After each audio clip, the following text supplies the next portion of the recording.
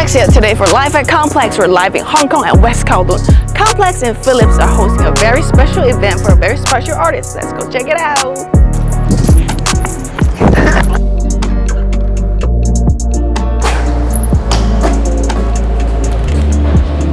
Brett, first in Singapore, now in Hong Kong, you're hosting your very first solo art exhibition in Asia. How you feel?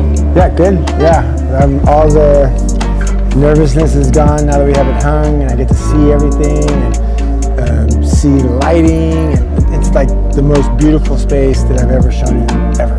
I love the work, and I love this the way we've hung it. What do you think about making this a conversation, that a conversation? And I can show you as we walk around like what we mean by that.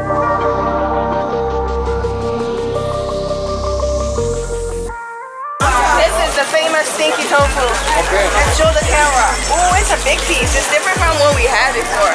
So, are you ready? Let's get some of the sweet sauce. Okay. Is it flash fried or is it? It's deep fried over there. We originally started this story as self-made, what it is to be self-made, and how do you get there. And then we started talking about people who are self-made and how they chose their path, and then it more evolved into like wasted potential. And within wasted potential, that conversation with other friends and other peers also started thinking about what are the different ways you can waste your potential. It's not just about like, I want to do art, I'm wasting my potential. Sometimes you should be doing art, and instead of doing art, you're doing something else, and you're wasting your potential to do art. Brett, as you mentioned, you have your own version of Pinocchio. Can we go check it out? Sure. Let's go. I fell in love with the idea of Pinocchio and his adventures, and if you ask 10 people who Pinocchio is, 9 of them will say he's the liar, his nose grow.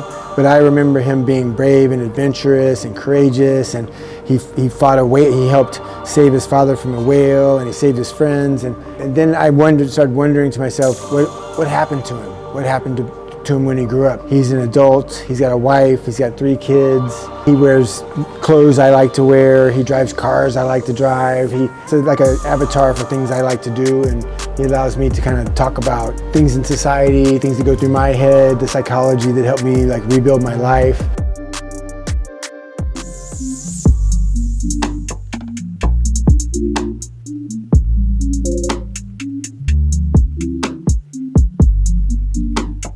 In my story, he carves himself out of a tree. Self-made. Sure, and so he doesn't need to paint. He doesn't need to paint himself a different color to be what he is. He is what he is.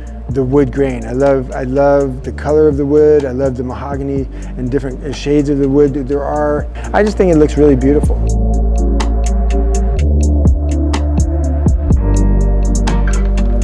I think between the title piece of the show and this piece, it's kind of a tie. I still might lean a little bit towards this one as my favorite piece in the show.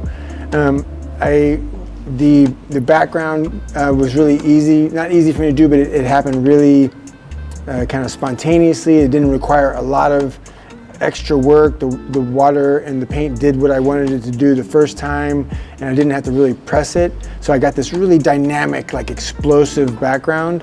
And then I wanted to show this character that kind of ties into some of my older work when I used to paint animals, where I did this one painting that had like a leopard with a little teeny kitten shadow and a kitten with a big leopard shadow, and they were kind of facing each other, and it was like, which person are you?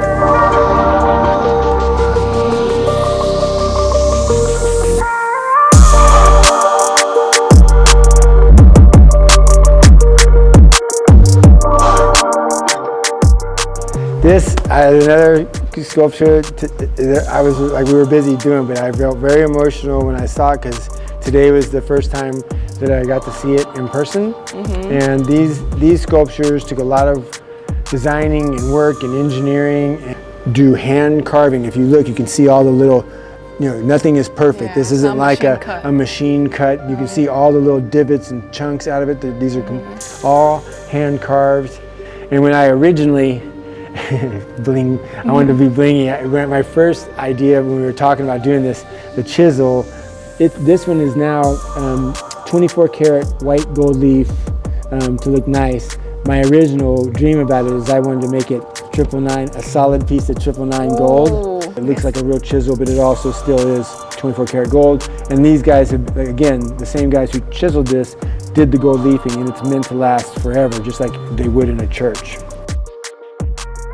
So what kind of music do you listen to when you're doing your artworks? I love hip hop, and I have for a really long time, and my musical taste within hip hop, it continually evolves. I don't like, we've talked about it several times, I don't like putting myself in these boxes, and most of the paintings for this show, it was on my playlist is Migos, Offset, ATL. All the ATL crew, my new favorite, who is, I never can pronounce his last name, so I won't butcher it, but it's Toby and Fat. It was funny when I talked to Offset at Complex Con in Long Beach. He came up and he was talking about one of my sculptures, and I said, you know, these paintings that are on this wall, I made while listening to you. And I whipped up, I opened my Pandora, and the first thing I hit, last station listened to, Offset. Migos. Well, not even Migos, it was just his solo album, so he was all hyped, it was cool. Yeah.